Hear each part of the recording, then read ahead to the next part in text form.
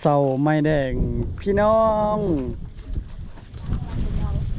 เสามีแต่เสาใหญ่ๆเฮ็ดแบบเสาปุ่มเลยบริปัดเอาตัวเป็นๆเลยมันจะงามเดี๋ยวอนามัยบ่นี้แหละสิตั้งเขื่อนงามๆเฮ็ดเที่ยงให้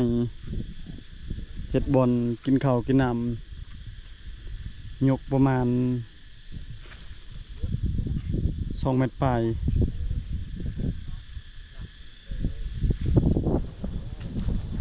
เวลาเอาให้เอาส่วนบ่มีเที่ยงให้เที่ยงนามันยากพี่น้องเอ้ยแล้วก็คือปีนี้ตั้งใจเฮ็ดให้มันแล้ว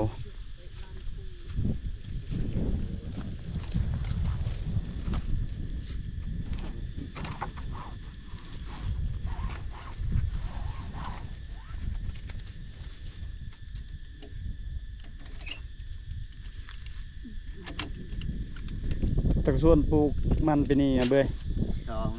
สองกันซองฮอดเฮตาไอ้นี่อันนี้50บ่ได้ไทยบ่ปีนี้ปลูกเอาบ่ได้ถ่ายปลูกเอา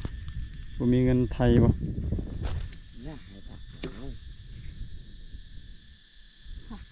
คือไปให้โอดะตัวนี้สิมานำปลดละไทยเลยอะไรหรือเปล่า